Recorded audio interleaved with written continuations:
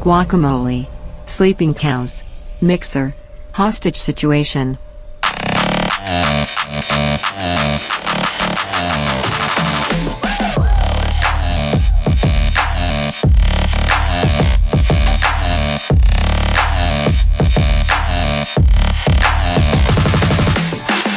I like your hat. Oh, thanks. I like yours. Thank you. Look at our little Christmas holiday display we got here in the middle of the table. Is that like the Jesus setup? Yeah, something like that. I mean, you got Santa Claus holding a cat. Who makes that? My mom sent me that. It came in a nice box. She goes, I sent you some Christmas stuff. And that showed up. It didn't come with batteries, so I had to find my own AAA batteries. First of all, thanks, Mom. You know what? I bet you they come from like QVC or something. Because I've never seen those in a store. Yeah. But like my mom has them. Your mom has them. My mother-in-law has them. They just have them. Yeah. And it's got a little kickstand on it. Like it's made for a nightstand. A kickstand. Like it is made for you to like the first thing you see. Roll over. You roll over and Santa holding a cat is just like, good morning, Joe. Good morning, Santa. Yeah, that's cute. It is cute. We should have got like a little... nativity scene is what I was thinking. Oh, yeah. Like my mother-in-law's got little villages with lights and everything and loved trees. Those when I was a kid. Yeah, she's still got those. And it's an incredibly expensive hobby. Oh, yeah, she's adding to... Every year she adds like a new piece. Like collecting uranium would have been cheaper than those little setups. Yeah, imagine... I mean, if they were worth... like trading cards or something, she'd be rich. But I'll trade you the 3-bedroom house for little girl ice skating. Which model is the little girl ice skating? I don't know. How fast does it go? At least, I don't know, 12, 13 miles an hour? No deal. Yeah, you got to get the upgraded train. The bullet train. Yeah, get the bullet train. Like an Amtrak or something. Instead of the old... Just ripping fastest Polar Express ever. Mm-hmm. You have to duck. You have to, like, cover the papers on your desk when your toy Polar Express... because the wind blows so hard? Everybody! The Polar Express is coming! And the kids are crying and they're fucking holding down the sheets and the cupboard's closed. And just like... Meep, meep, meep. The cat's riding on it. Fake snow's flying around. It's almost done! Their kids are doing their homework at the table. All right. And it's just fucking whoosh. Okay, there's a little alarm that goes off, like beep beep. They're like, cover their homework, and the toy Polar Express goes ripping through at 400 miles an hour. Oh God, they gotta have something like that. Maybe that'll be my mother-in-law's present. I'll see if they have something like that. A dangerously fast Polar Express. Mm-hmm. Fuck it, why not? Let's fuck some shit up. Oh, happy whatever stupid holiday you celebrate, everybody. Yeah, just happy Christmas, Hanukkah, Kwanzaa. Let it go, man. Thanks to everyone who supports us on Patreon. We have over 6 trillion hours of bonus content now. I know it seemed like a lot last week when we had 6 billion, but we've been busy over the last 7 days. That's not a double, though, right? No, it's way more than a double. 6 billion. That'd be 12 billion. Yeah. God dang, man. Thanks to everyone who has picked up some of the new merch. We've been stocking that store full. If you've picked it up, it's a great support for the show. So thank you. You can head over to canyoudontpodcast.com and see all that stuff. And then please keep sending in all the different gifts to our P.O. box. Yeah. Big thanks to our daughter, Lynn H. She sent in a glow-in-the-dark moon to help decorate Zach's studio. Zach, you can see it over there by your I see it. Your mixer. I saw it early. I should probably ask this off live, but like, can we get like a GoPro or something to put in his room? Oh, yeah. So we could cut to it and just kind of see what's going on? Yeah, and people have asked about that. The biggest thing is Zach producing the show, and then also he has to cut to himself when he talks. Like it adds a whole new feature. Oh, is that too hard, Zach? It is. Is that too hard? It should be okay. Like knowing when you're going to talk and you push the button, it just like cuts to you. Well, and you're just sitting back there. We call them out for something, yeah, then like we can cut to it. For Not lap every time, like lap time, have a camera in there. Like that makes sense to me, and we can set up like a hot button. But like if people are looking like every time because they're like, I want to see him when he talks. Every time he chimes in, he's just like me. Yeah, and it just like jumps out of the studio and just shows Zach's face from 2 feet away. And he's like, ha ha ha ha. You know what? I bet he doesn't want a camera in there. I bet he's doing some shady shit. What are you That's doing fair. there? Because we can't see, so he's just like. Making That's why he faces, got my forgets to dick run out. the animation or something. 'Cause he's, Yeah, so we've talked about it, and it's definitely on the list of things that we want to give a shot or give a try and upgrade the studio. On top of Lynn H, thanks to Little Bug, Bodie, Taylor, Kelsey, Matt, and many more that for whatever reason didn't put your fucking names on the holiday cards. But it's truly wonderful to see everybody sending those things in and having or telling us the impact that the show has had on them. It really does warm our hearts. So I didn't even. That's not something I never even considered was getting a Christmas card. I know, and we got some out here. There's more tucked away. This is just what we could fit on the table here in the studio. Before we get into the show, we have a quick Christmas themed email from our son Drew, and he writes, "Hey there, papas! My name is Drew. I've been listening to Joe for years, and I got to say, I really like the cut of your jib." Now I got a funny story for you. Here you go. I'd like to talk about the Tinder app for a second. All right. I only have had one experience with hooking up with a girl from Tinder. Here's what happened. Love the setup. I found this girl that I knew from a friend of mine on Tinder and decided to see if we can hook up. Hello. Are you available for a hookup? Yeah. Excuse me, ma'am. Would you like to take your pants off? Yeah. Because I think that we could take our pants off together. I'd like to have my pants off in the vicinity that you have your pants off. And then from there, we can see what happens. Yeah, we'll see what happens. But we'll get start with pants off. So decided to see if we can... pants feet! Fortunately for me, she was interested. So we set up a time and place for her to come over so we could set up a time for her to come to my house. And when she showed up, she was 9 months pregnant. Lol. It kind of shocked me. However, it did not scare me from actually hooking up with her. Well, you can't get her pregnant. Yeah. I mean, saving so much money on Plan B. Mm-hmm. Yeah! Fast forward a few years, and I'm now working as an apprentice plumber. One of my coworkers, let's call him Jim, I've had the pleasure of working with. In early December, we had our company Christmas party. So me and my wife are standing in line to get some food that the company paid for. And I hear behind me somebody say, "Hello, Drew. Are these your pants?" No. "Hello, Drew." I turn around and I shit you not is the girl that showed up in my house 9 months pregnant for sex. How much time has passed? It doesn't say. A few years. It just gives us a little ballpark. After I sat down to eat my food, I looked around to see if who she was sitting with, and she was sitting right next to my coworker, Jim. Awkward as shit. Lol. I don't believe to this day that he knows that this event transpired years before. Just thought I'd share that with you guys. Thank you for everything you guys do. I've been listening to your podcast for a couple years now, and it feels like I know who you guys are, even though we haven't met. Thank you for putting everything you do out there. It definitely brightens my day up. Keep on doing what you're doing, daddies. Your favorite son, Drew. Hell yeah, Drew. Yeah, that is a little bit of a shocker. That'd be so. Yeah, as a person who's never done, because I was in a relationship before Tinder, so I never had that. Like. Because that's basically what it's for, right? It's just for people to get together like that. Sure. I think all of them they all have their different things. I'm sure some are different than others. There's people on Tinder that aren't on Tinder just to be fucking, but just trying to meet somebody who's not a piece of shit. So I think every app has a little bit of all that stuff going on. I think it comes down to individual personalities than it does necessarily the app. Although, like we talked about, there are certain apps you are on there and you're like, that is the absolute goal. Is to start doing some weird sexual stuff. So here's just a weird thought. Like if let's say I went out to a bar, you did, with some friends or there's a girl. If I ever was like attracted, I was always I could never be that guy that was like walks up and like, "Hey, baby," and like, yeah, like, "Do you want to be pregnant?" Yeah. So I just was I never had that. I mean, I could never do that. But it's interesting to think like if I saw an app and there was a girl that I thought was cute and like swipe or like gave her a message like, "Hey," and she's like, "Hey, Beck, want to meet up?" You're like, "Whew," and then it's like, "Whoa, okay." Yes, I do. That's just still. I'd be like, "Who? What's going to happen?" But it's like a verbal agreement, kind of like we're gonna fuck, right? Like, "Hey, you want to meet up?" Like, oh, slow down. Yeah. Are you 9 months pregnant? Let's start. Yeah. Yes, no, maybe. Any yeast infections I need to know about? She about? just writes yes, no, maybe. She goes, maybe. Would you do it? I mean, if she was hot enough? That's the thing, going back to this story. It's just a theme that we've talked about since the beginning of the show. So many guys. You show up 9 months pregnant. There's a moment where you're like, oh. And then that moment's gone. You're like, still go fuck it.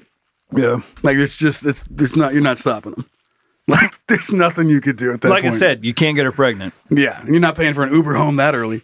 Okay, let's move on. Let's get the show rolling. Does that sound good? Santa? Yeah. Okay, let's roll it. Ho, ho, ho. Hey, shut up. Start the show already. So if you haven't noticed, Christmas theme for today's show. Would you rather be locked in a room with someone who absolutely hates Christmas or whatever holiday you celebrate, or is a Christmas fanatic? Can I ask a quick question real quick about Christmas? Yeah. I just had a thought the other day. If Christmas is named after Christ, why don't we call it Christmas? Christmas. You don't have to, I don't... We have to get into it, but I just... Why? It popped in my head. I was thinking about it. Christ.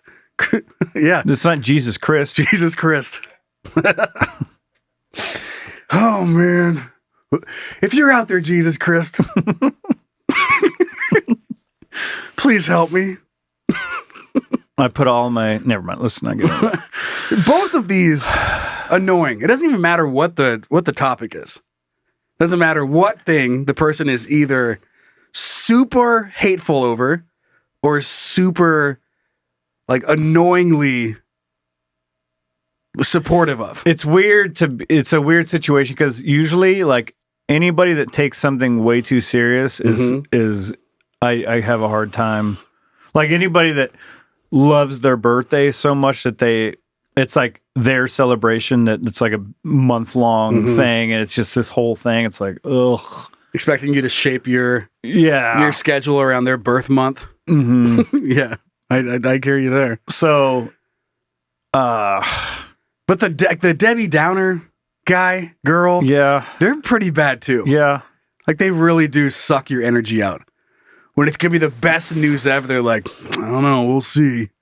So is it someone like that, or is it like the Grinch, where he's like going out of his way to fuck it up for everybody else? No, I think you're just trapped in, and like they just fucking hate it. So in this particular situation, it is Christmas time through Christmas Day. The whole time it's like, fucking God. corporate. Yeah, just everything. They hate everything about it.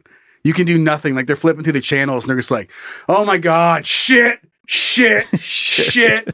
stupid, fucking hate You it. sound like, what's his name from Breakfast Club? Stu. Or on the other side of it, the same person, like, I love this one. Have you seen this one? what's the Miracle on 34th? Isn't that a Christmas movie? Sounds right. 34th and a half Street. Wasn't that the sequel? Or something stupid like that? You're like, how does that work? That was Naked Gun, 33 and a third. Was it? Yeah. I feel like That's what you're thinking of. that's, I guess, combined. Another Miracle on 34 and a half Street. I thought that's what it was, man. I feel like I'm going to look it up. You keep talking about the annoying Christmas person. Man, it's you kind of have, I guess I have to lean the way that I kind of feel about it. I love Christmas time. I just love the time, I don't know, there's something magical, whatever you want to say, about the time because of family and all that shit. But like I don't know, I hate it at the same time. Not hate it, but like it makes you do stuff. I don't like obligations. Yeah. So it's like, it's a fun time because I could spend it with family and the kids are excited and happy, but the obligation, yeah, it's kind of annoying. Say a little much. Yeah, I'm with you there. Just want a quick update. Miracle on 34th and a half Street doesn't exist. Okay. I didn't figure it did. That's so fucked up. I guess piece those two together. 33 and a third? Is it 33 and a half or 33? It's set 2.5 and 33 and a third. Is it? Yeah. Naked Gun 1, Naked Gun 2.5, and Naked Gun 33 and a third. But the person... Yeah, it's all of them. One of the best trilogies of all time. Don't call me Shirley. That's airplane. Wrong That's movie. funny. I'm just making jokes. Okay.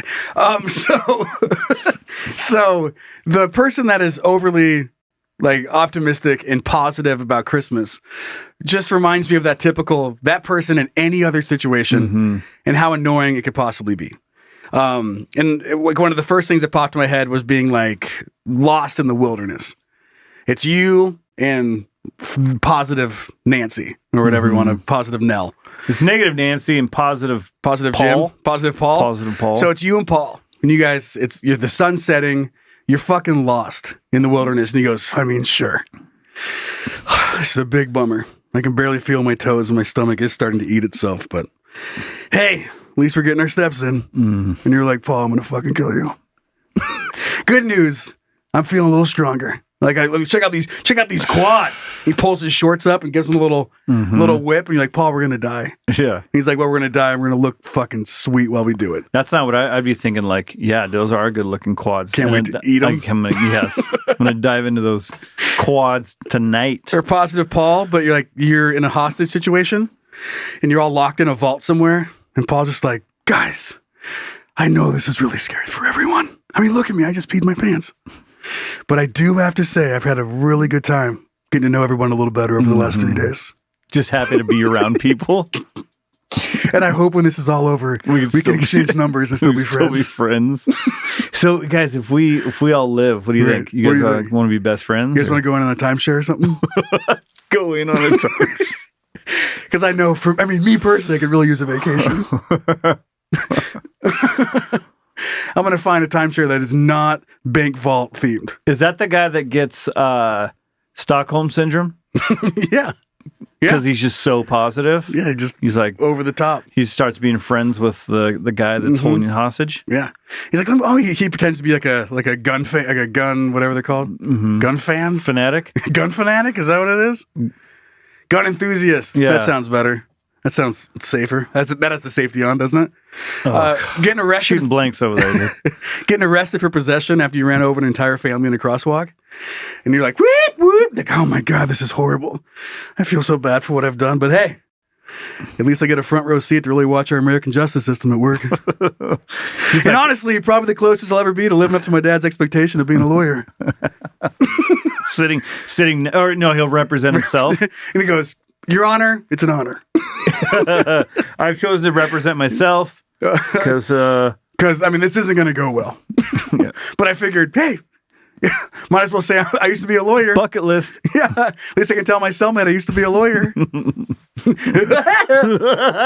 But just way too positive for super shitty situations, and that just reminds you of that Christmas. Well, the funny thing too is like the steps thing always kind of drives me nuts too. When you'll be with someone like, oh man. They'll like, oh, got my steps in for the day when they walk up a flight of stairs. And I like, but they're not joking when they say it. Yeah. You know what I mean? Like at least 75% of the time. Yeah. They're like, gotta look on the bright side of everything. I don't think they're like, well, some people are. It matters. I say it jokingly. Yeah. It depends on the person. There's a girl I used to work with. Like she would say she was really busy at work. And then she's like, oh my God, I got like 2,500 steps in today, but like eating a piece of cake, you know what I mean? Like, what? God, yeah, I don't know why it's so funny. Like, you look like you've gained about 3,000 steps. Yeah, you got something. You've gained 3,000 steps, or whatever. If the doctor measures your weight gain in steps, yeah, he goes, "Man, over the last year, you've gained 45,000 steps." You've been sitting down way too much. No, I was going to say, the thought of, you're walking across a parking lot to your car holding a big ass cake. You're like, I deserve this. I've walked at least one slice of this cake off. It's like, no, you haven't. I know, that's the thing. You're going to have to run all day. Yeah. Like, you better pick that cake up at 6 a.m. and then run until 6 p.m. And then you maybe get to have one piece of cake and have it not be a positive net gain on your calorie intake. It's funny how people have to justify everything. At least I got this in or I got that in. Like, well, just fucking eat it. Don't mind if I do. Did I tell you that when I was walking in Vegas to go to the football game that I probably walked maybe 100 yards and my watch went, I looked down and it said, looks like you're working out. Would you like us to record your steps? I was like, that's all it took? That's it? You stretch and get out of bed. It's like, whoa, buddy. Yeah, that's what it was like. I got up and they're like, whoa. He's off the couch. You want us to record this? You go to the bathroom to take a shit and it's like, exercise goal reached. You're like, oh, man. Your standing goal reached. You've done it. You've broken. Even though I sat right back down. All right, let's move off to what are you thinking about this week? Did we answer? Is this a question? No. Oh, I mean, kind of, but it is. I mean, I would rather be with the person that is miserable. Yeah, me than too. over the top. Because I think I would lean. That my personality leans more that way. Maybe eventually they just would shut up. Yeah. It's like, all right, well, at least they're not talking about how great things are supposed to be. Mm-hmm. All right, let's do it. Okay. All right, think. Hey, Zachy Poo! Hey, Hey, what's up, babe? what are you thinking about? Nothing. Actually, you know what? I'm thinking about a lot of shit. What are you thinking about? Got something I'm thinking about, Brian. What? You want to hear about it? So about a week ago or so here in beautiful Spokane, Washington. It got real slick. Yeah. It snowed, and then it, like it does around here, which I fucking hate, it snows a bunch, then immediately rains on top of it. And freezes. And freezes. So this particular trip, I was in Spokane. I had to head back to beautiful Coeur d'Alene, Idaho. And, it's about 40 miles or so. And the roads were super slick. The tires on my car aren't that great. I need to get them replaced. And your windshield wipers, we know what they're like. Oh, they're new now. Oh. I got those. That kind of reminded me of when we were talking about windshield wipers. I was like, why am I doing this? There's got to be a better way. So I know my tires. I need new ones. They're not great. So I get out there and I start driving, and it is really, really bad. I mean, your gut. I can take the traction. You can take the traction control off, and sometimes get things going a little bit on the ice. And it was like you'd start sloping off the road. It was that icy. Was it this freeway? No, it was just right here in this neighborhood. And then I'm cutting up and I'm getting on one of the main arterials. And I pull out and it's sloped a tiny bit and I'm just stuck. Just like, gunning it and barely moving up. Maybe a 0.00. Like a 2% grade? Less. Like you should not be. Oh, 0.0001% grade. And the car wasn't moving. Guy behind me's like, this fucking guy. And I'm like, I don't know. Like, hope he's nice. He might have to push me. And I make it out and I'm going down. And then I'm going down a hill, heading back to the freeway to get over to Coeur d'Alene. And there's people coming up a steeper road and cars are sideways. And I'm like, oh, shit. I was like, it is really bad. I'm thinking about how am I going to get back home? Because it's elevated up here compared to downtown. I was like, stressing out about that. And the freeway was better than the neighborhoods, which is typical. But I make it safe, but it is like a pretty stressful drive. I'm taking it slow, and I get over there. And my first stop is going to pick up Ezra from school. So I pull in, and I pick him up, and he hops in, and I'm like, hey, because he doesn't like icy roads. He doesn't like the car being out of control. Like in a given situation, he'll go do some donuts or some cookies in like a parking lot, as long as he knows it's going to happen. But out of nowhere, your car starts sliding. And you're in a safe, you're in a contained. Yeah. It's like, the closest thing I'm going to hit is that light pole, and I'm going to. But right now, it's 200 yards away. Play my cards right. Play my cards right. I'm going to fucking wrap around that thing and really fuck shit up. But he doesn't like it. So he gets in. I'm like, hey. I explained to him, I was like, the roads are super slick. And he goes, okay. I was like, so you don't have to worry about it. And he just leans forward over the middle thing and he goes, oh, and turns my dial. And I'm so stupid. I thought my car, for whatever reason, was automatically in all-wheel drive. So I was slipping around like a jackass, like bouncing off some curbs in Spokane. Ezra for the win. Because you were in two-wheel drive? I was in two-wheel drive. Is it front or rear? It's rear. Ugh. When it's by itself, but it has all of them. It has four. It has all the track, all the controls. And in my brain, I was like, no, it's an all-wheel drive car, and I just didn't even fucking check it. And it's a little knob in the middle, and I just basically white knuckled it for 40 miles back. And then Ezra gets in the car and goes, oh yeah, we'll just fucking put this on. And I'm like, oh yeah. Never driven a day in his life. I'm like, oh yeah, guess what? Didn't slide around at all for the rest of the day. Just a fucking idiot. Even when you want to, you can't. No. Now it's way too hard. But I just worried and like sweating over, like, how am I going to get the kids home safe? Are we going to slide backwards down the hill? And I'm thinking about what I would do if I started sliding backwards down a hill. Like, do you turn? Which way am I turning my car to not smash into the car behind me? Yeah. How am I going to drive defensively to get out of this without a pile up?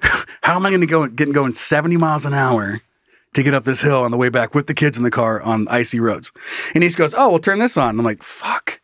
And it just, in life, those super stressful situations, and they come down to just the simple little fix. Mm-hmm. And they have to be, I mean, the most embarrassing, but also like sometimes the most frustrating situations. You know, like, and I work in audio and video. So I have that a lot. Where you run through all this shit, you're like, "What's that?" Yeah, you're like, "What's that buzz?" And I mean, I've worked in the audio or entertainment field my entire adult life, but there's been times where like a microphone didn't work in the studio, and like I'm producing. And it's just like, he's like, what the fuck? Like, why don't you, like, you gotta check this shit. Like, we're supposed to do it right now. I'm like, I don't fucking know. And it turns out, like, just, it was a mute button. Mm-hmm. So whoever's in there just, like, pushed the mute button and then just forgot about it. My bad. And you're checking everything like all the cables and shit. Because why would you get yelled at for a thing you didn't push? But you're like, shit, fucking, you're looking, you walk over, you're like, oh. And you just push one button. Clark, Jesus Christ. Kirk Bismarck. Charty McDismarck. Yeah. Clark Griswold. God damn it. Da-da-da. Yeah. Clark Griswold, his whole lighting thing. Mm-hmm. Like, it was checking everything and just the the power wasn't flipped on. Mm-hmm. So, but I mean, there's so many situations that you come across in your life when you just get so riled up, or, I mean, in my case, just didn't take a fucking second to remember that your car is not all-wheel drive all the time. I have a lot of those little things, but there's one specifically in the car that I could think of too. I was like, I think I was 17. Mm-hmm. I had just gotten my my Mazda 2200. Mm-hmm. Just learned how to drive stick and everything. It was my first car, first truck. And my uncle hired me to do some construction for him. And we were working on a house, like way out in the country, I had to drive truck way out in the country. Drive truck uphill. And it was uphill. Both ways. And it's probably like a 20, 25-minute drive out of town to get to this place. And I get to where I have to go up this hill, and I cannot make it up the hill. It's a stick shift. So I'm driving, put it in second. What's going on? I put it in third. Mm-hmm. And I'm trying to shift up. Or shift, to get up this fucking hill. Yeah. I probably tried for 30 minutes and I could never get up. I had to turn around and I would try to get a run at it and I couldn't do it. And so I had to drive all the way home because I don't think I had a cell phone at the time. Drive all the way home and then call my uncle to say I can't make it in because I can't get up the hill. And I felt like a fucking idiot, But I come to find out, and it clicked in my head later, like a couple days later, You got to shift down to get the torque to go up. Yeah. But I was new to stick shift and all that. And so so I was shifting it the wrong, I was thinking I was going, higher you go, the faster I'm going to go. Mm-hmm. So I had to cancel on him. I had to do this whole fucking thing. And all I really had to do was just roll in like maybe second gear and I would have made it up there no problem. But I was like, the truck, it doesn't have enough power to get up the hill. You need more power. Yeah. So, and I'm like calling guys that were in construction who drive trucks. Drive trucks. Who build truck. House, drive truck, hammer, nail. Yeah, exactly. And I'm just like, couldn't figure it out. Drink beer, hammer, fucking nail, drive idiot. truck. Yeah, dude. Yeah. I was hoping for a second, or my brain, when you were talking about this whole situation about trying to get up the fucking hill. It turns out I was on mushrooms. Right. And I was actually in my bathroom. Sitting on the toilet? Sitting on the toilet, just thinking about how hard it would be to get to my uncle's. I was eating a chimichanga. Chimichanga on mushrooms. Just thinking about driving truck. All right, let's move on for some dick. Real quick. Go ahead. This is for Zach. Zach! So I was like probably 17 maybe. That's when I was really starting to get into gas station burritos. Yeah, that's my same. Chimichangas. I would go to the gas station and get a big pop, like a 32-ounce pop, and gas station pizza sticks and chimichangas. Yummy. That's when I was really getting into gas station burritos. That was like high school. Yeah, dude. That's about the same with me. So I know he loves himself some gas station food. So. Shit, yeah. Like thinking about that coming up in therapy. Yeah. It all took a turn. So tell me when you really got into gas station burritos. You sit back. Yeah. All right, Doc. Buckle up. Buckle up. Buckle up. Here we go. Or psychiatrist, like, when did you take, or like you'd go to a specialist, weight specialist. Mm-hmm. And like, I guess it all started when I got into gas station chimichangas. Like staring off into the... Seeing your name, like you are the nation's leading gas station burrito therapist. You have all these little doors with different names on it. It's like addiction, marriage, burritos. Then you go through there, and then it's like store-bought gas station. There's little doors in between every little room. Yeah. Microwave. It's like Hot Pockets. And you're like, you open up Hot Pocket, and it's just a slide out the door. Like it's not a burrito. You gotta go back to the beginning and try again. You touch the doorknob and the trap opens up and you ah! And it just drops you out of the building. Yeah, you land in a pit with other people like burritos. Yeah, what are you in for? What are you Hot Pocket? Yeah. I mean, I know how to classify Pizza it. Pocket? Me either. I thought they'd understand. Clearly not. I'm wasting their time with fucking Hot Pocket people. All right, dick time. Ready? Yeah. Okay. Zach! Is it dumb? Is it interesting? Is it cool? Then it's dick. If I owned a practice of any sort that had to do with therapy, that'd be really funny.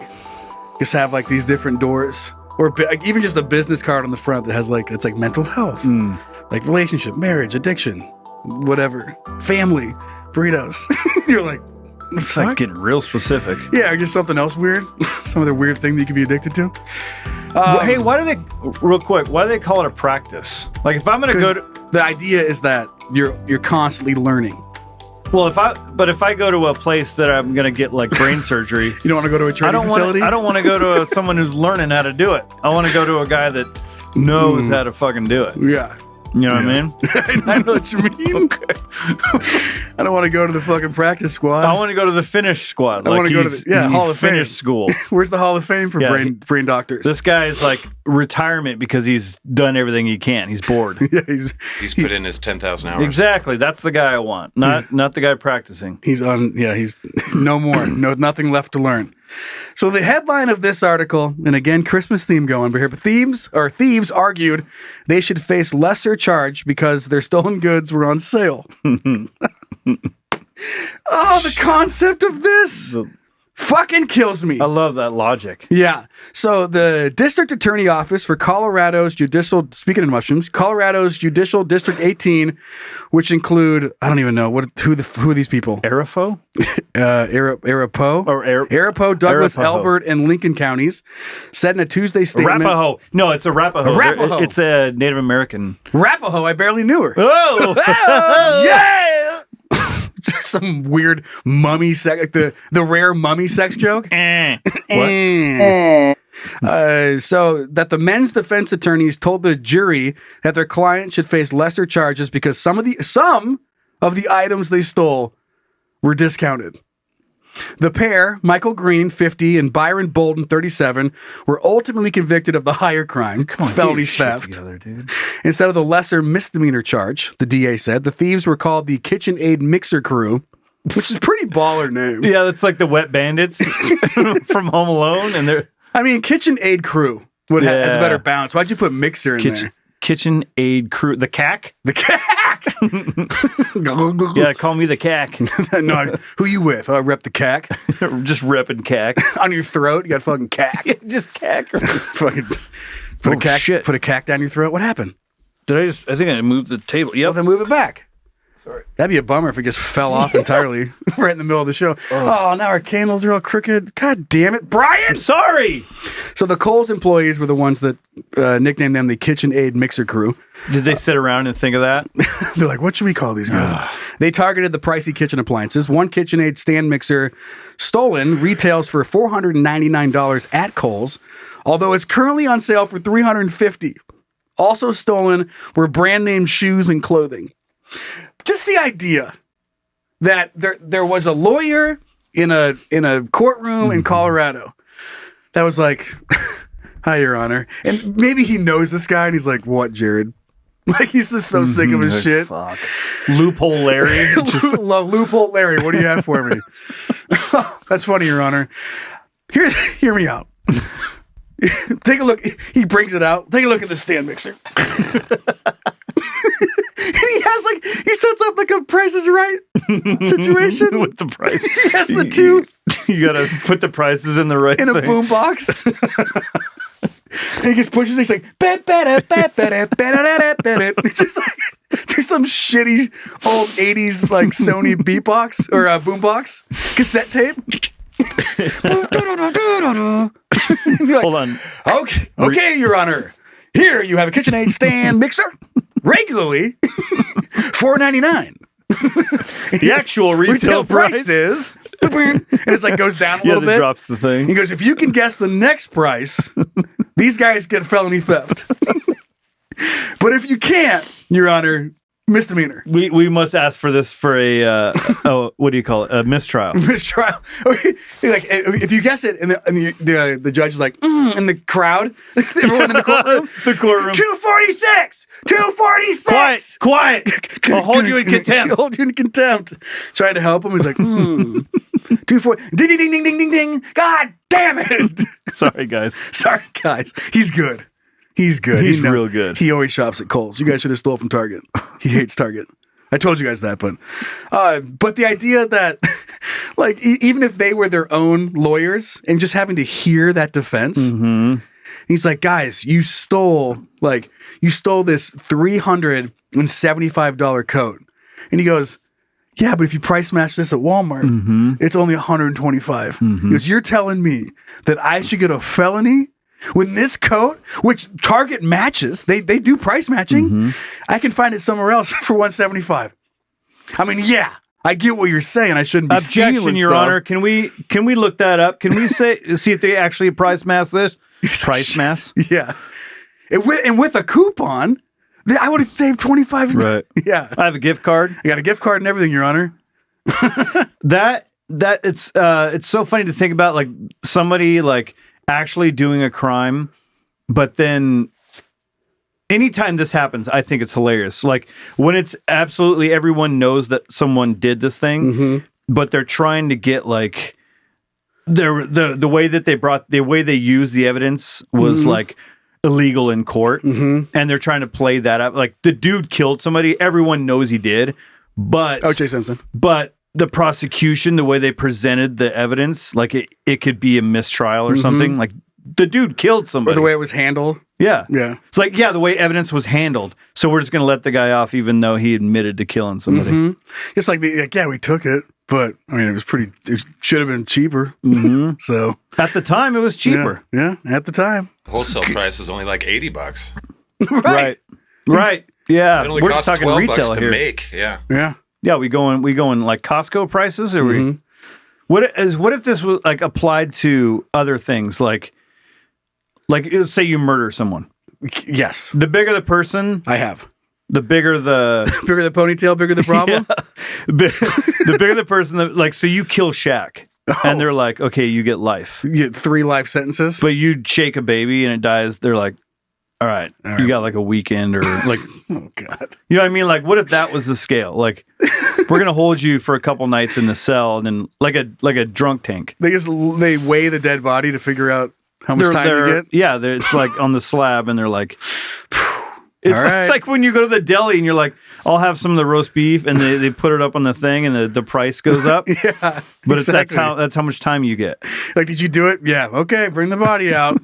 Like, they just lay it down. It's like felony. You know when you go to the airport and they weigh your bag, yeah, and you put on the scale like, come on, it's over. You got to like, then you're like taking shit out. Yeah, put sticking pants in your shorts. You're just like, God damn it. You're putting the pants on. Yeah. Just wearing 7 t-shirts. Like, how's it now? Is it 49 point something instead of just paying $50 or whatever? No way. You can't do that. You're sticking like just bundled up socks under your hat.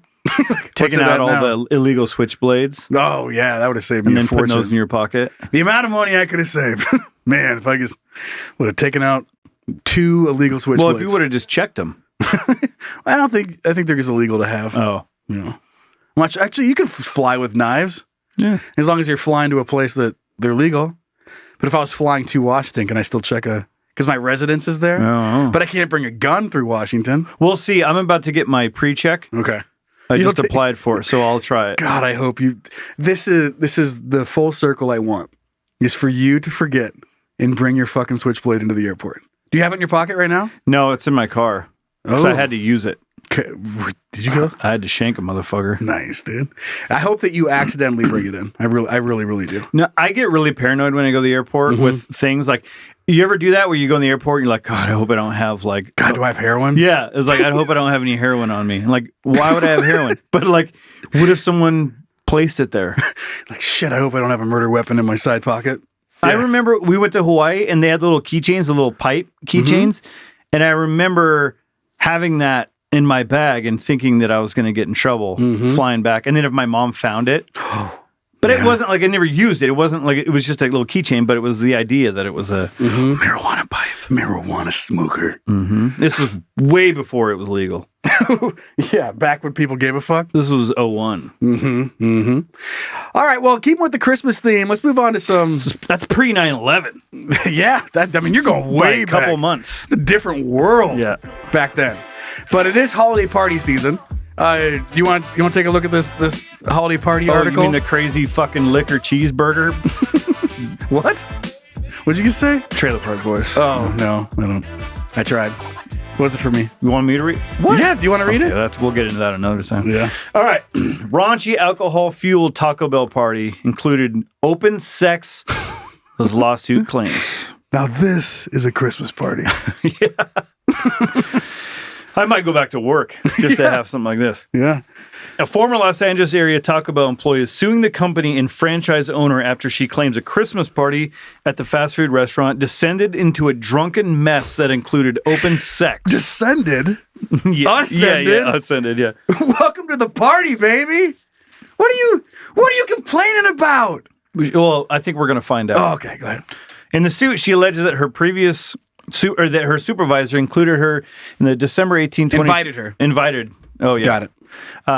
San Pedro Taco Bell, which she worked. She was encouraged to bring food for a potluck-style buffet.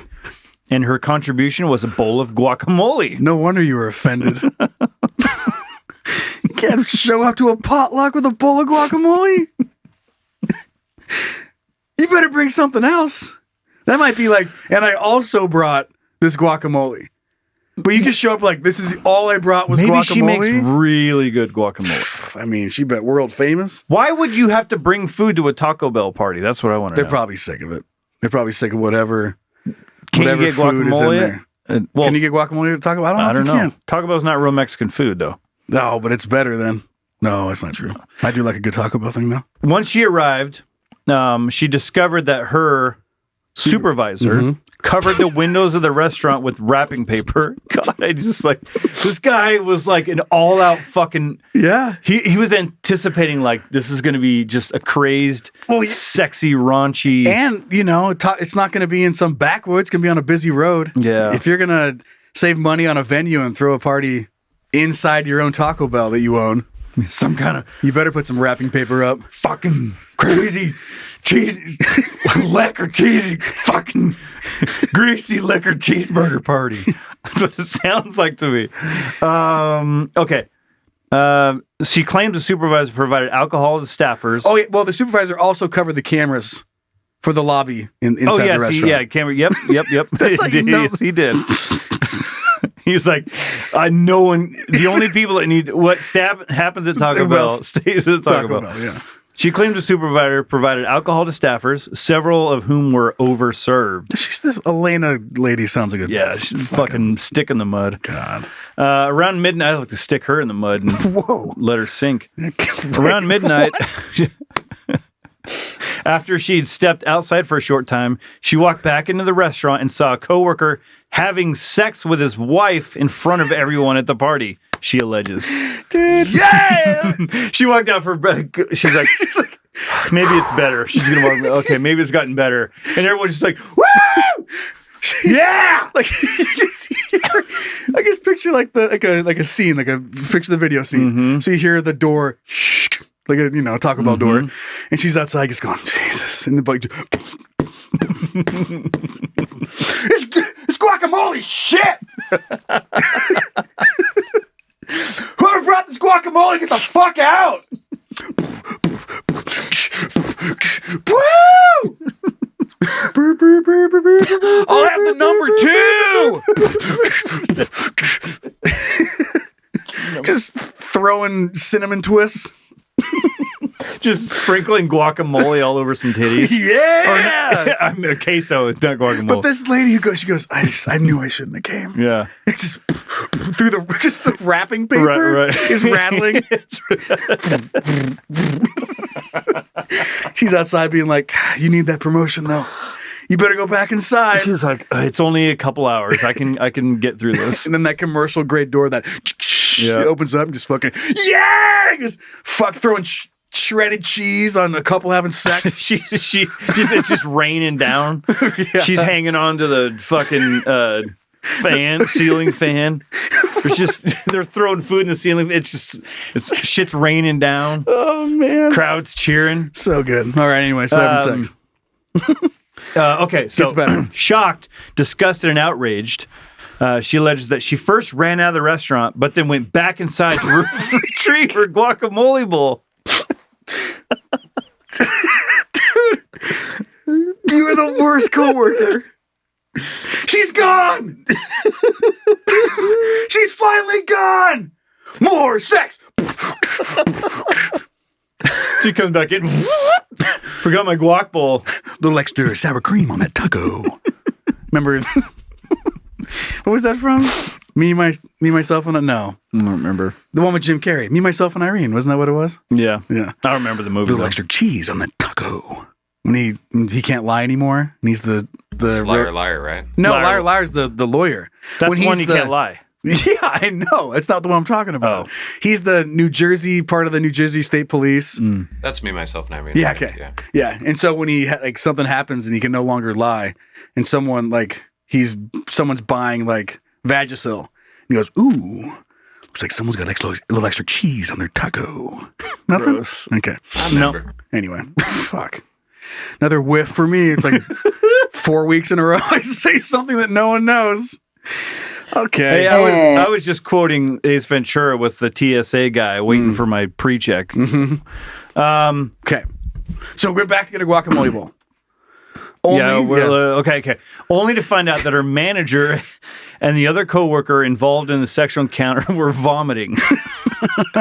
One threw up in the trash while the other vomited in her guacamole bowl, according to the complaint. She reported the incident to Taco Bell Human Resources and Alvarado Restaurant Group, the Colorado-based franchisee. The manager and the other coworkers who were involved in sexual encounter were fired. Her complaint states. You got what you wanted. You got your guacamole bowl back, and you got your manager. Are you happy? I like while that's all happening, like they present her with your guac bowl. Like some sort of a fucking. We're sorry to see you go. Yeah. Well, I was like the keys to the city. Yeah. Like they're for breaking up this crazy sex infested Taco Bell? Yeah. It's just a gold-plated guacamole bowl. Mm-hmm. We're so sorry for your troubles, Alina.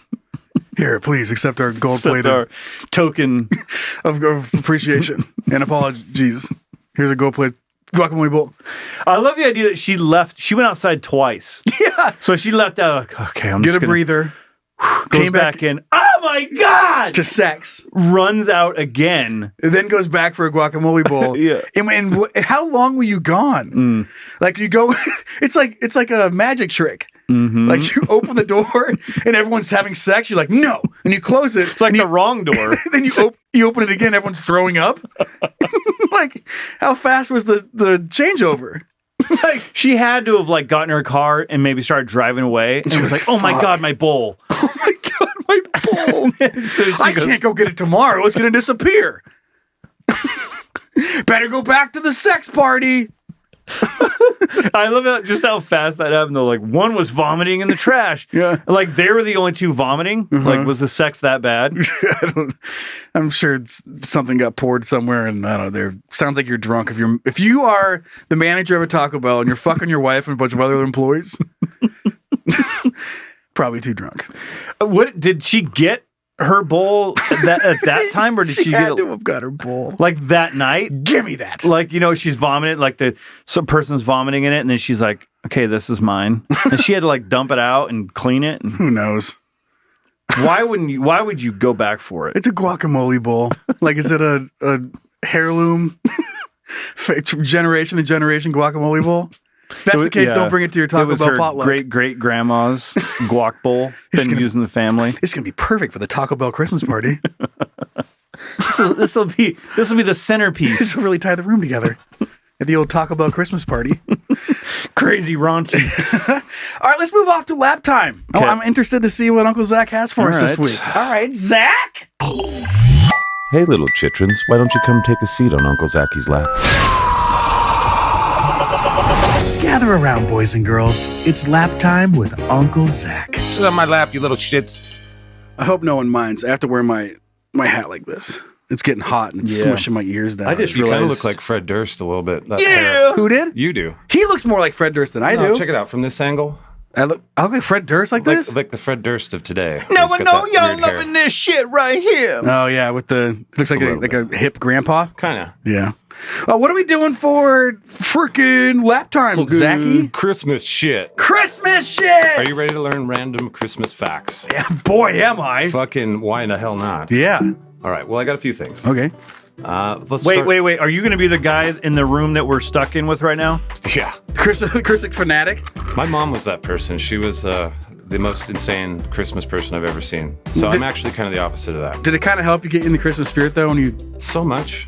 So fucking much. I kind of miss it, to be honest. But, It helped you so much get in the Christmas spirit that you went Jewish? Okay. Go ahead. Okay. So a couple things. I want to ask you guys, shipping. How many packages do you think are shipped out during their Christmas season? Whoa. We have 360 million people or so. So we're going just U.S.? Mm-hmm. Okay. I'll go 75 million. 75 million? That's it?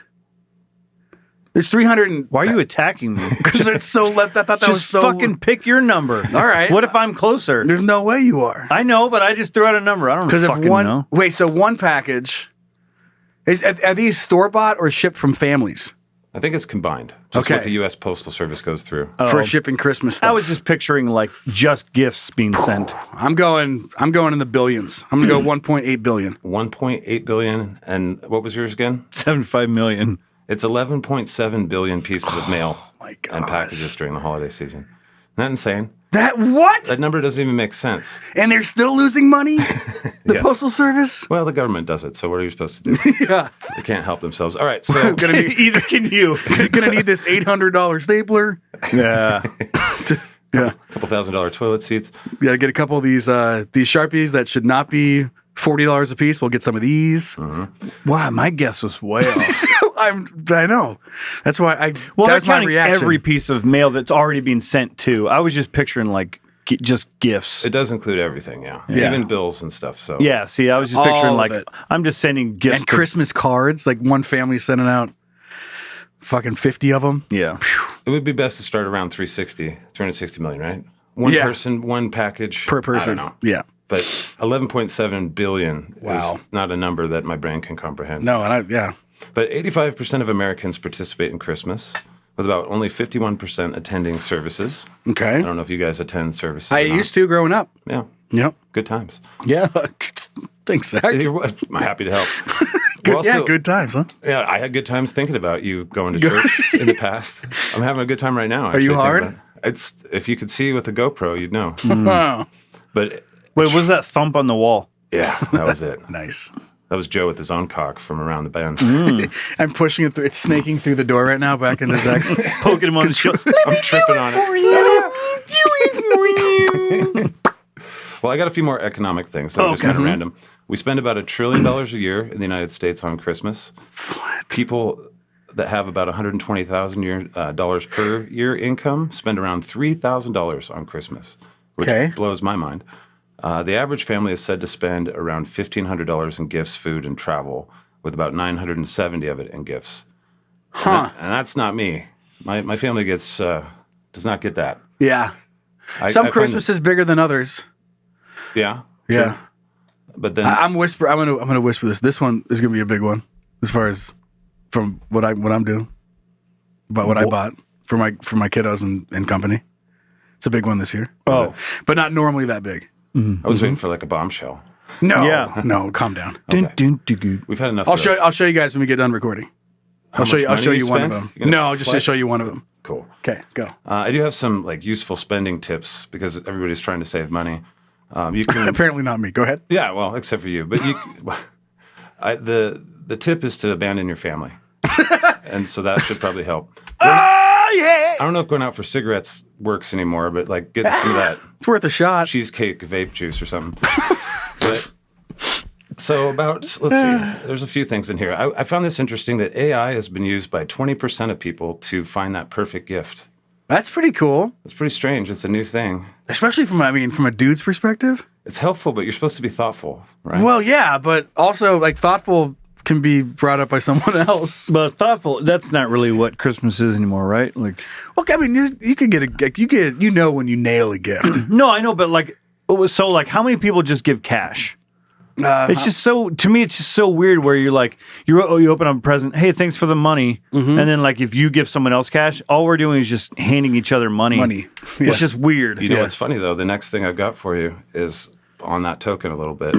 So ladies, if you're wondering what ladies want the most, 38% of them say they want gift cards. Gift cards, 26% say they want a physical gift. So a gift card is your number one bet. Yeah, they want to go buy the stuff that they want. Yeah. And if you want to know what's number one with men, it's blowjobs. Yeah. Is it really? Yeah, by far. Absolutely by far. Man, Just that's think about cool. it. 99%. I don't want to think about it. I'm on camera. Dude, you know what I mean? The best gift my wife ever got me was like early on relationship. I think it was for Valentine's Day. This is going to be good. And it was like they were reused like a stamp card. What? Like a BJ stamp card. Oh. So like you missed that detail? That's the best. I was like, what is it? What is it? And you're like, and I got like a Safeway fucking coffee club card from No, Costco. I was playing off of the you got a BJ BJ stamp card? Yeah, so it was like whenever. Did you ever like bring it up and slide across the table? And then she was like, no, not now. And you're like, I don't remember. You have that shame reach where you're like, okay, slide it back to yourself. And just open your wallet and tuck it back in. Not now. I love it. Yeah, you're like, little pocket tap. Yeah, I'll save that for later. Well, guess it's just you and I.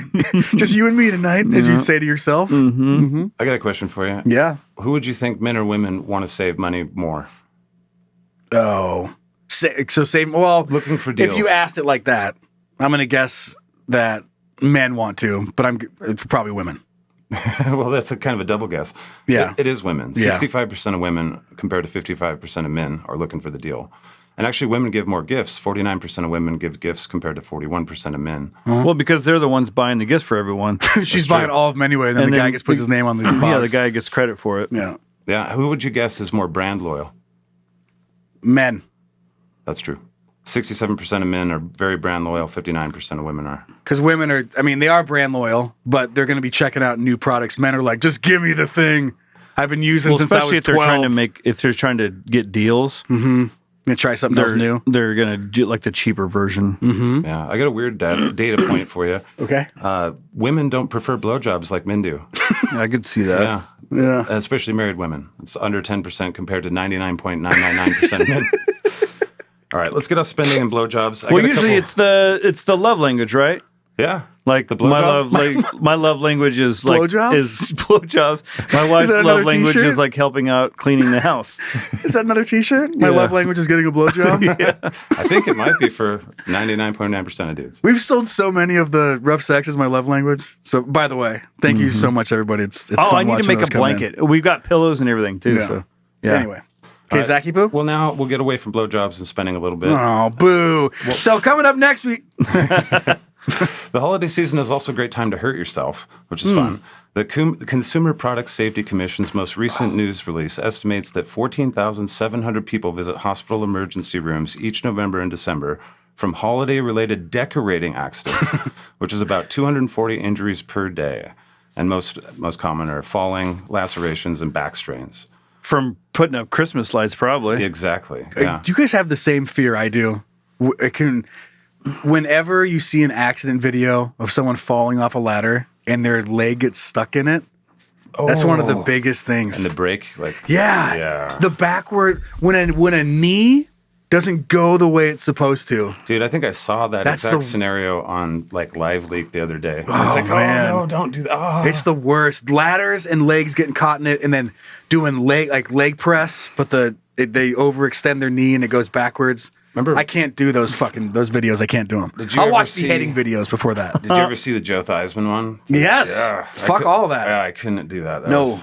No knees going the wrong way. Thank you. Well, also dangerous is dried out Christmas trees. They spark about 260 fires in the United States each year, resulting in 12 deaths, 24 injuries, and about $16.4 million in property damage. Only 260? Yeah, I thought that would be higher too. Me too, yeah. Way higher. I thought that'd be 260 in like San Francisco. I guess it's dropped quite a bit since they stopped using real candles. Real trees. And real trees. Humans are so dumb. We had real trees, and you'd have a little cup attached to a flammable, like just a bomb, and you just light it and just hope you didn't burn your house down that year. What? Of course you are. Look what you're doing, you dipshit. This is part of my like. It's like the eye roll at Christmas and holidays. It's because we do stupid shit like that, and then we wonder why things happen. It's like, right? Well, of course. Yeah, there's more ladder accidents. Yeah. Well, we're drunk on spiked eggnog, so that's part of it. That sounds good. Another interesting thing to note is, contrary to popular belief, Xmas is not a trendy attempt to take Christ out of Christmas. Christianity was actually spelled Exianity as far back as 1100. So X or chi is the Greek first letter for Christ. So X. Oh. Yeah, that's how they said it. And Constantine the Great often referenced the shorthand version. And it's actually funny. In 1021, they abbreviated Xpimus. XP, capital XP, and then MS. And then they shortened it to Xmas. Okay. I thought that was weird. I got some quick random ones for you. For whatever reason, I always thought it was maybe like it started as a cross, like a Christianity cross, and tilted, and then over time, like people just got lazy, it just turned into an Xmas. Actually, it was like a symbol of a pea and a kitty butthole. That was the Nice. first Christian one. Yeah. Nice. Let's see. I got a couple more things. Santa Claus, the version of Santa that we recognize, is actually kind of new. We got him from an advertising campaign from the Coca-Cola Company in 1931. That's one of my favorite facts. I love it too. About it's that's so American. Well, what's funny is how Coca-Cola's creepy, like, this is what we're gonna do now. Santa was creepy as fuck before that. I saw some pictures and he kind of has a Krampus vibe to him. Nice. It's like, I guess that made it a little bit more friendly to the chitrons. But Rudolph the Red-Nosed Reindeer was also a marketing ploy to sell more shit. In 1939, the story was concocted by a copy clerk at Montgomery Ward, and it went on to sell 2.4 million copies in that year. And then the song by Gene Autry came 10 years later, and the cartoon that's been pushing pro-reindeer propaganda down our throats since we were kids was made in 1964. So that's kind of strange. But here's a fun one. Pro-reindeer propaganda. I'm happy to help. Another interesting tidbit is that Santa's reindeer haven't always been named Dasher, Dancer, Prancer, Vixen, Comet, Cupid, Donner and Blitzen. Blitzen. Yeah.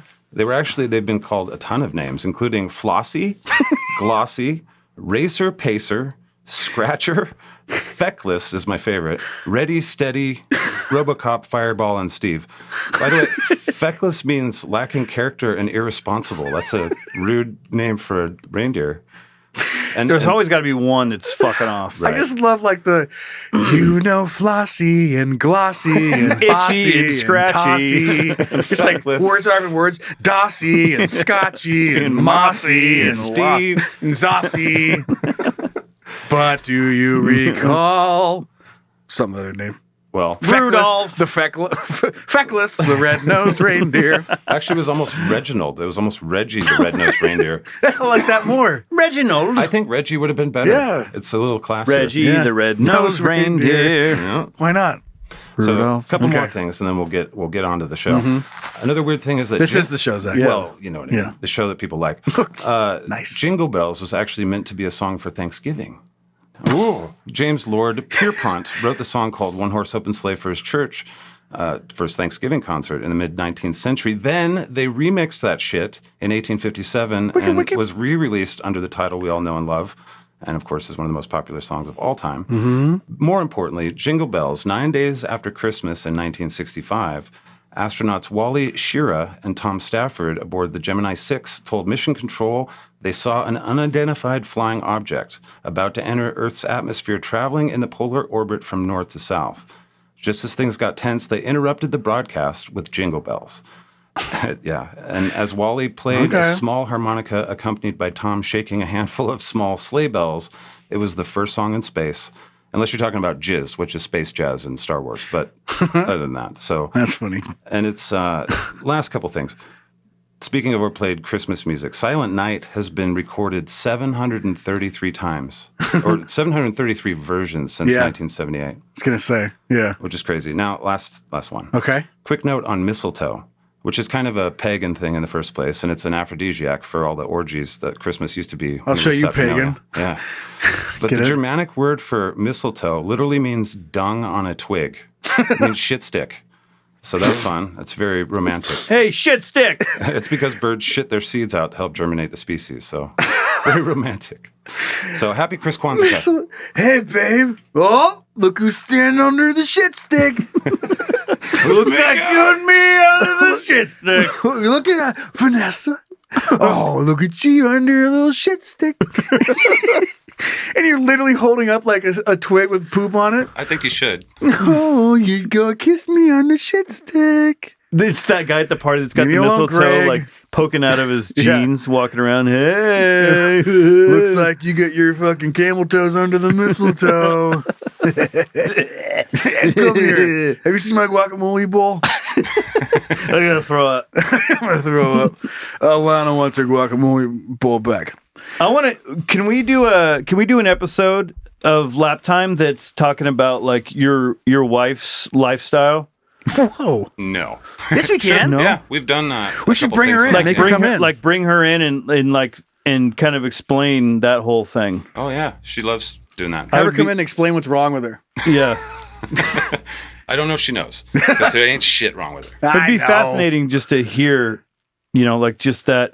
It's a whole nother world. That is cool. She really is well versed in it too. It's fun to listen to her talk. We'll talk to her about it. See if she's interested about that. Maybe something in the new year. Well, you can check out amarab.com and read all of her blogs, and she's got a podcast coming out here soon in the new year. So that'll be fun if you want to learn about all that stuff. Or you can just bring her on the show. Bring her on. Or we could do that. And then she could promote her show. Yeah. Right? See? I like how you guys work. You capitalist pig dogs. Capitalist pig dogs. All right, lap time. Everyone get up. Get off Zachy's lap. Boo, Aaron's. Well, there it is. What's that pokey thing in my leg? That's a mistletoe, apparently.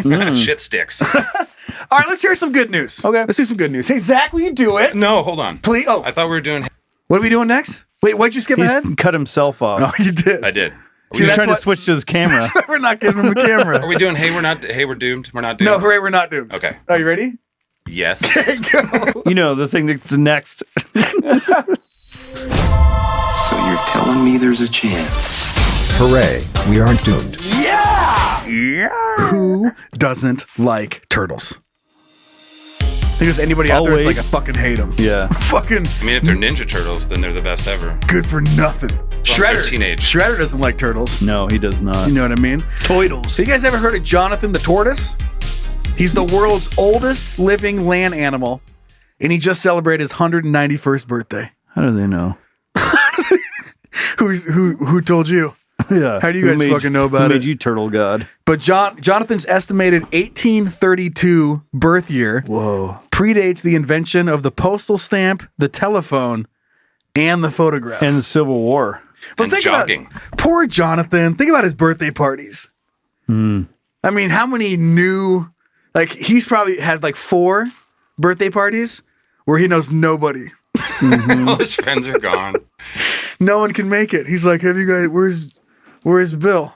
Where's Bill? Oh, Bill died 45 years ago. Bill died a half a century ago. Bill's been dead for 120 years, Jonathan. Bill died right around when Lincoln died. He was eaten by a pterodactyl, jackass. Picture him walking, he gets fed up, he goes, I'm out of here. Trying to walk off all slow. And they're just like, everyone has to, like, they're sad. And they're like, I guess party's over. And you're like, do I walk in front of him and just get the fuck out of here? Or do I wait for him? But I love the just cute old animal. I guess That's a lot. Happy Almost 200 birthday. years. Happy birthday, Jonathan. Didn't know you existed till just now, but He that's was good born. stuff. He was born like just over 50 years after the United States became a country. Like he's been doing tortoise stuff for so long, and that's so fun. I think I probably brought this up.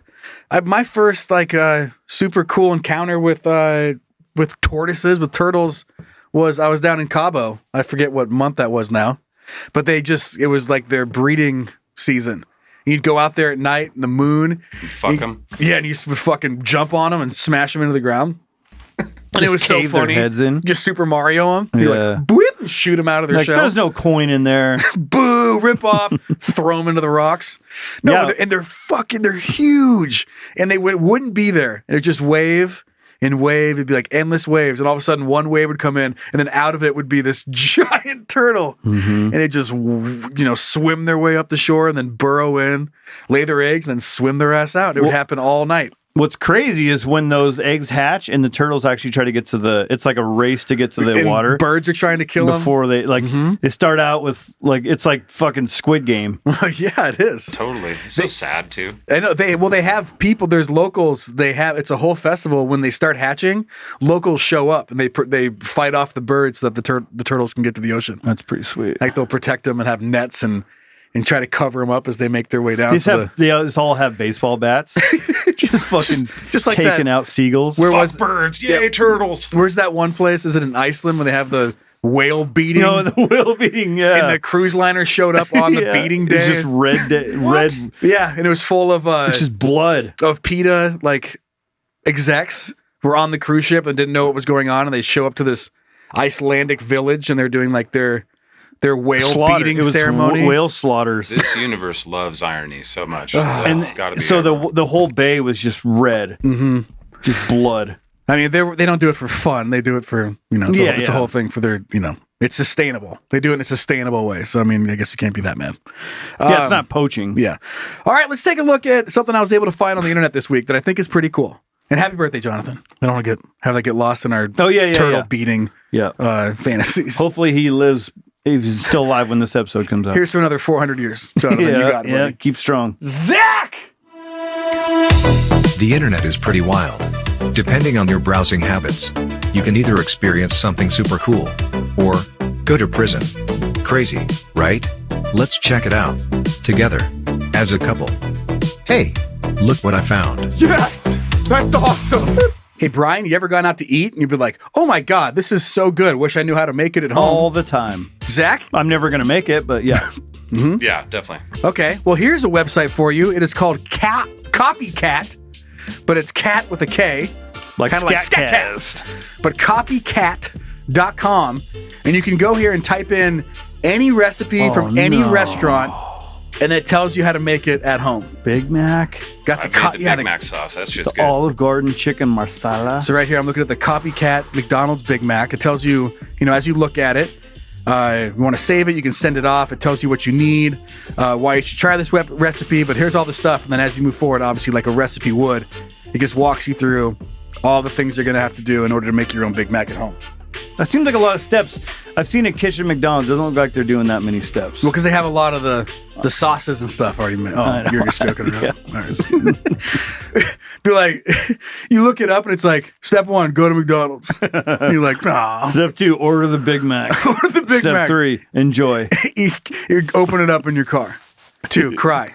Or 4, cry. 5, enjoy. You're like, I feel like 4 and 5 should be McDonald's Oreo McFlurry. 5 ways to make it's just the last 2 are just about eating it. 5 ways to cry in your car at McDonald's. You're like, this is a weird recipe. Read your 23andMe. Go get a Big Mac, cry in your car. You're like, what are some other ways to cry in my car at McDonald's? I hate it all. I'm super sad. I'm sad as fuck. But anyway, that's cool. I'm gonna go check that out. Yeah, Copycat. Again, that's cat with a I'm gonna K. tell my wife to make something. Make something I like for once. For once, woman. Please. Now we have an epic tale for Hey Guys this week. An epic tale. Epic tale. Ready? ups and downs and ins and outs and lefts and right. It's going to take a bit, so we got to save some time. Wait, didn't we already get to, hey, look what I found? No, we're doing Hey Guys. Oh, fucking I'm the worst today. What is happening back there? Oh, no. On your mark. We're waiting for you. Tell us when you're ready. Nice. All right, let's hear what you guys think. Really? You want to talk to me? Wow, that's cool. I immediately regret the decision of like, hey, let's get a camera for Zach. It's his Fred Durst hair. Let's make him more a part of the show. He's doing so well. We should do something really nice for him. Yeah, I'm killing it. How can we get him less in the show? Fucking 5 more years of no camera for Zach. Okay, we're only doing one email this week. And it's coming in from our drunk ass son, Kyle. Yes. Does that sound familiar? Yes, it does. It's because we just heard from him last week. But that is not a good reason to not hear from him in one of the most epic drunk tales I have ever heard personally. That's a high bar, I think. Yes. I mean, you guys have been, some of you have been listening to me for fucking almost probably over a decade. And I've shared a lot of dumb shit that I've done. This one's that high. You ready? Yes. Okay. It's all about telling a good story. Oh, man. Just imagine. Ready? Buckle up. Hey, daddies and Uncle Zach. Hey, it's your mini golf hole, go-kart track, drywall son again. I'm here in South Carolina, sitting chair, typing story. I have another drunk tale for you, but this one is a bit more intense than the last one, so here we go. A few years back, I was on the road with my construction carny crew. We're in Fredericksburg, Virginia, building one of the biggest elevated go-kart tracks in the country. Anyways, this was a long job, between 6 to 10 months long. So instead of getting hotel rooms, we were blessed with a big old house for the duration of the job. Living house, building cart. Living life. Building track. Everyone had their own room, and it was right on some pretty lake. This is so completely opposite from the last story. Mm-hmm. Well, just wait. Well, let me tell you. Oh my God. Let me tell you about being on the road for months at a time with grown-ass men all the fucking time. You see them at work, then at home, then at work again. You just don't get a break. So after months of tension and one too many nights of alcohol, me and one of my coworkers named Joe, nice, got into a fist fight. Let's call him Joe. Got into a fist fight in the middle of the night, arguing about something stupid, of course. That's not the shitty part, though. No, it's not. The shitty part is that I grabbed my car keys and peeled out of the driveway completely smashed after a little skirmish. And I don't remember any of this. That's great. So I make it about 30 miles away from the house, end up losing control of my car out in some country back road, out in bumfuck nowhere. I didn't hit anyone else, thank Jesus, but I did happen to run into a wooden telephone pole that I snapped completely in half and it fell into the road, blocking both directions in traffic. I was asleep in my crunch 2012 Honda Civic as a few cars pulled up to the crash. When I came to, I have an off-duty firefighter asking me if I'm all right. And if I've been drinking, all that stuff, I tell him I'm okay, just my head hurts from the airbag deploying. But every time he asks me if I've been drinking, I just sit there silent and won't answer. Well, I don't say anything, you won't even know. You just won't shut up. Like, oh, it's crazy, man. Come here, have you been drinking? It's just like, just straight face, just like totally, you pretend to go to sleep again? Sir. And you're like, please go away. Just if I can't see him, he can't T-Rex, see me. yeah. If I can't see him, he can't see me. Okay, so after a few minutes, he helped me out of the car, but by now there's probably 20 cars in line trying to get past this telephone pole in the middle of the road. So we were all just sitting there basically waiting for the police to show up. So what does my drunk ass do the second I see police lights in the distance? I looked both ways to check if the coast was clear and hopped a little cattle fence that's next to the road and took off running into some cow field. Did I forget to mention I don't have any shoes on, my wallet, or my phone on me? And I'm 2,800 miles away from home, and I'm in a state that I've never been to? During my jog, I see a giant metal barn. So I run to see if I can hide in there. To my delight, it's full of sleeping cows. So I make myself at home while I watch the police flashlights look for me in the distance, hoping these cows don't give my position away by mooing or something. The cops only looked for me for about 15 minutes, never came near the barn, and gave up. So after I see the cop lights vanish into the distance, I start to creep back towards the road. I see my totaled car getting put into the back of a tow truck and drive away. But now I have to wait for the power line guys to fix the pole before I can take the road back to the house. So I decided to sit in a bushy patch a little bit down the road and wait for them to take off. While I'm waiting, of course, it starts raining. And I can do nothing but sit there. At least an hour or two later, all the repairmen have left, so I start walking the long 30-plus miles back to the house in the rain. Again, no shoes on. 30 miles? Only about 2 to 3 miles in, a car drives down and asks if I'm okay. Is it a normal pedestrian? Is it a cop? No. It's one of the linemen that just fixed the pole I destroyed. So he's like, what the hell are you doing out here in the middle of the night with no shoes in the woods? I said that my girlfriend and I got into a fight and she kicked me out of the car on the way home and I just needed a ride. I don't know if he believed me, but I didn't care. He said he couldn't take me all the way home by the lake, but he'd take me to the next gas station. So he dropped me off. It's completely dark out and the gas station is closed. I just want to die and go to sleep. So I noticed there's a local mechanic shop across the street with a bunch of semi-trucks out front. I check a few doors until one opens. I crawl inside and there's actually a mattress in the sleeping cabin. I end up sleeping a few hours, then wake up and the entire semi-truck floor covered in throw up. So I jumped out as quick as I could and got the fuck out of there before anyone comes in. I went back to the gas station, walked in, grabbed the biggest water bottle they had, cracked it open, and chugged the entire thing on the spot, then walked out because I forgot I had no money. Oh my God.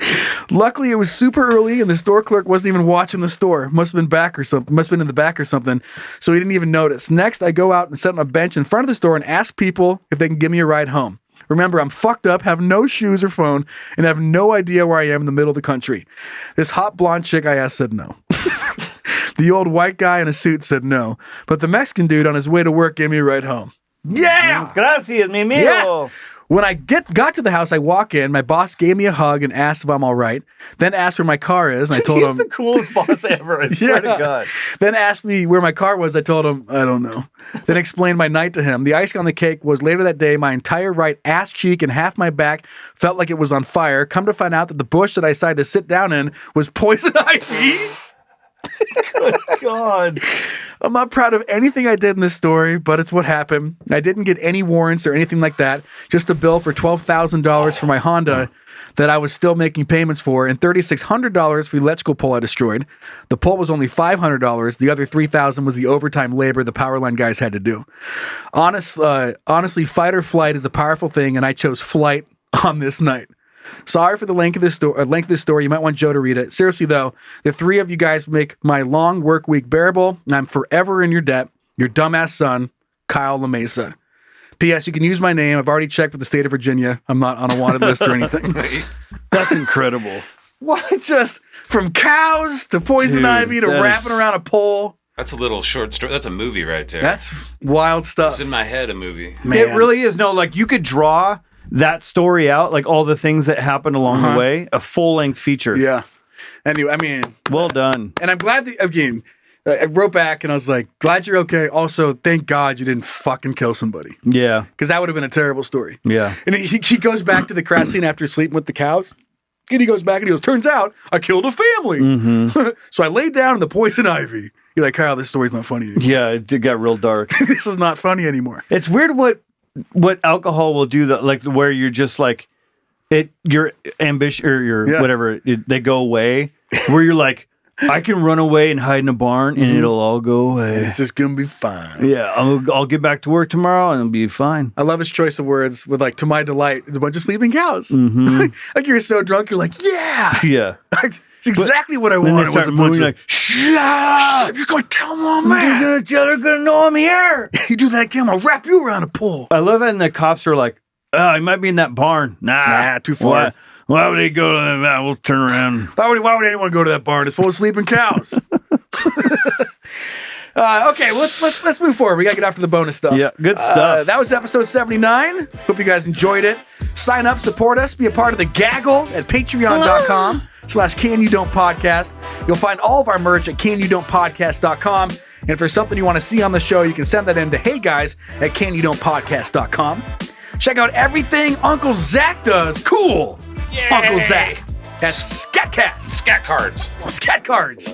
Did you buy scatcards.com too? No, but you can get scat cards if you So want. Scatcast, and we've had a lot of people writing in saying that just hearing about it here on Can You Don't, they're checking it out and they love your universe, my man. Yay! So hopefully you're picking up some listeners that way. Definitely. That's awesome. Thank you guys. Yeah, of course. And then thanks to the babysitters that run our Facebook page. Seriously, you guys save us a ton of time. So if you're out there being a moderator for the Facebook page, we appreciate you. Ready for a joke? Santa Claus? Are you? Yeah. Okay, promise? Better get it quick. Okay, let's do it. Chuck that. Good God. Wrap it up already, huh? Keep in with the holiday theme. Oh, we going hatless? I just took my hat off. It was getting too fucking hot. Damn, I just got a haircut. You got short hair? Look at that. It's gone. Got rid of it. I like it. What do you call a snowman with a six-pack? You know what it is. I think I actually know what this is. The abdominal it's snowman? Gotta be, yeah. Because I was thinking abdominal. It's always a weird word to say anyway, but yeah. Abdominal snowman. Yes, it is. No, I don't know. I've never heard that Oh, one. you haven't? No. Oh, yeah. I don't know if I have either, but it made sense. Yeah. I know. I had to say the punchline. Like abdomen. The abdomen. You're getting. I'm like, oh, I know. Oh, yeah. Just like the timing of it. Like, what do you call a snowman with a six-pack? The abdominal snowman. Because you don't want the other guy to answer it. No. Like a setup joke is like you're supposed to give the punchline. If the person answers it, it's not funny. No, just that you're the worst. You're like, what? What do you call a snowman? He's like, Donald Snowman. Yeah. Well, see you guys next That's what they week. call it. Guess that's it. Okay, if you support us on Patreon, the show keeps going. To get access to that, again, just sign up at patreon.com/CanYouDon'tPodcast. If you're not doing that right now, we'll see you guys next week. But yeah, episode 80 next week. Fuck yeah, dude. That's crazy. All right, bye!